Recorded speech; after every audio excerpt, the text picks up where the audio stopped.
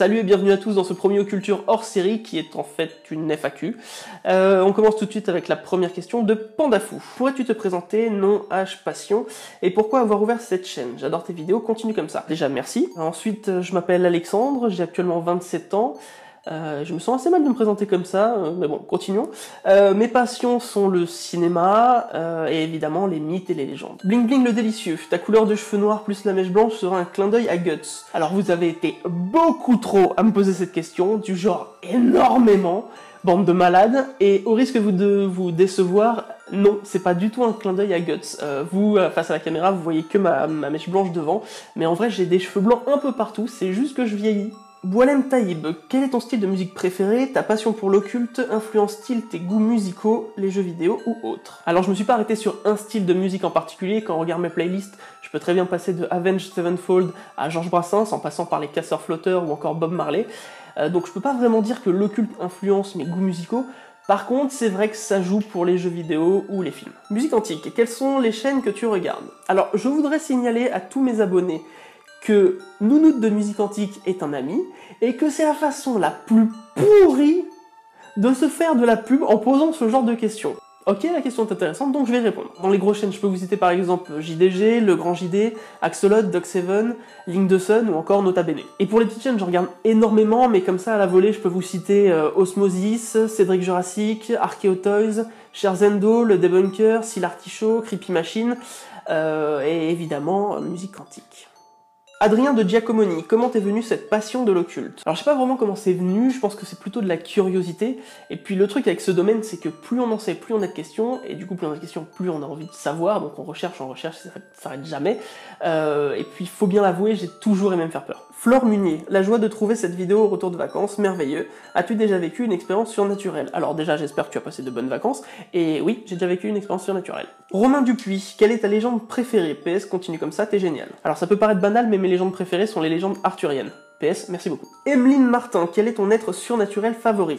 La Manticore. Zakuro Kirisaki, est-ce que tu aimes les films d'horreur et la série Teen Wolf? Oui, non. Question suivante. Valère Rioux, salut à toi, tout d'abord tes vidéos sont top, continue. Merci. Que penses-tu de la religion chrétienne? Tu l'évoques avec un certain dégoût dans tes vidéos, peux-tu nous donner ton point de vue? Alors non, j'ai aucun dégoût pour la religion chrétienne, ni pour aucune religion que ce soit. Ce que je ne supporte pas, c'est ce que les gens peuvent en faire, et surtout, ce qui me gave, c'est l'obscurantisme. Quand on sait que le darwinisme est né en 1859, et que, encore dans certaines écoles religieuses, on refuse de l'enseigner, je trouve ça inadmissible. Voilà, je pense qu'on peut être religieux et garder l'esprit ouvert et critique. Donc je vais m'arrêter là parce que je pourrais en parler pendant des heures, et puis il y a d'autres questions qui arrivent. Lucas Pazinato, comment as-tu eu l'idée de faire ce type de vidéo, et pourquoi ce type-là? Quand je me baladais sur YouTube, je tombais souvent sur des chaînes qui parlaient de mythes, de légendes, de surnaturel, tout ça, mais personne qui vulgarisait toutes ces connaissances. Alors je me suis dit que ce serait bien d'en faire une. En plus de ça, il y a beaucoup de gens autour de moi qui adorent ces sujets et qui avaient honte d'en parler, de peur qu'on les prenne pour des zinzins, des fous, des bizarres. Donc j'ai trouvé ça un peu triste parce que peu importe de là où on vient, on est tous bercés par ce genre de contes, des histoires plus ou moins bizarres. Donc je me suis dit qu'en créant cette chaîne un peu de vulgarisation, ça permettrait qu'on en parle peut-être plus librement et ça ouvrirait l'esprit de certains. Jennifer, est-ce que tu es youtubeur à plein temps ou fais-tu autre chose, étudiant ou travailler? As-tu une créature ou une légende qui te fait particulièrement peur? Alors non, je suis pas youtubeur à plein temps, même si ça me plairait bien de le devenir. Je travaille du coup à côté, je suis monteur vidéo. Et pour ta deuxième question, la seule créature qui me vient comme ça, qui me fait plus ou moins peur, c'est le doppelganger. Lucas Bourdieu, salut, j'adore ce que tu fais, est-ce que tu vas garder ce rythme de vidéo ou essayer d'en faire plus? Déjà merci beaucoup. En ce qui concerne le rythme des vidéos, actuellement je peux pas en faire plus, parce qu'entre mon boulot, le temps des recherches et ma vie de famille, c'est un peu compliqué, mais j'espère que dans le futur, je pourrai vous proposer plus qu'une vidéo par mois. Jean-Jacques, où as-tu trouvé tous ces objets derrière toi? As-tu essayé de les utiliser pour des rituels du spiritisme? La plupart des objets qui sont dans le décor viennent de Brocante ou bien d'Emmaüs. D'ailleurs, je vous conseille ce dernier si vous cherchez des objets de style cabinet de curiosité et en plus vous faites une bonne action. Ensuite, il y en a quelques-uns qui sont faits main, et pour tout ça, je peux remercier ma décoratrice Marie-Madeleine.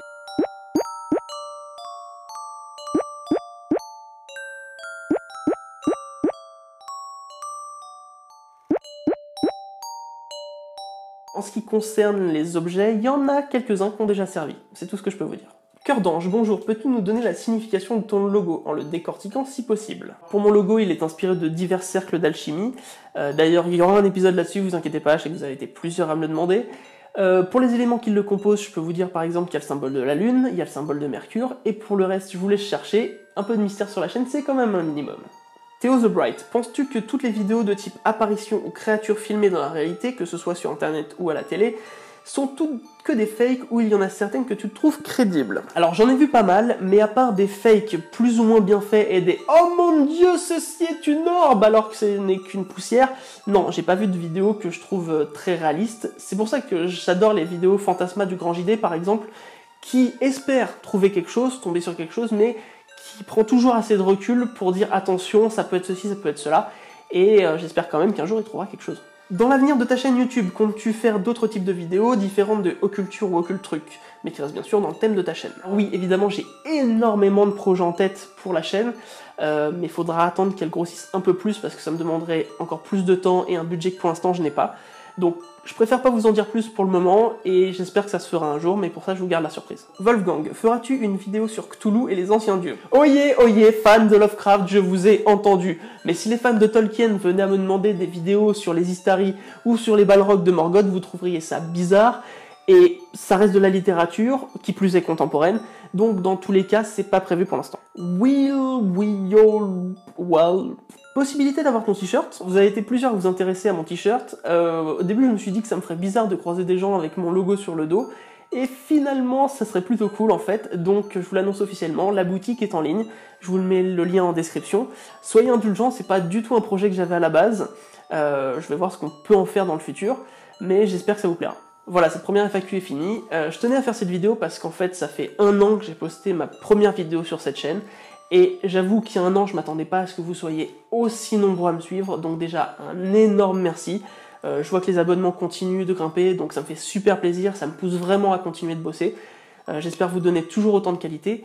Et surtout, n'hésitez pas à me rejoindre sur les réseaux sociaux, Twitter, Facebook ou Instagram. Je poste souvent des photos pour vous montrer les nouveaux éléments de décor, ou quand un tournage commence, quand je suis en montage, etc. Ça me permet aussi de plus facilement interagir avec vous, donc ça c'est plutôt sympa. Et puis moi je vous dis à très vite et portez-vous bien.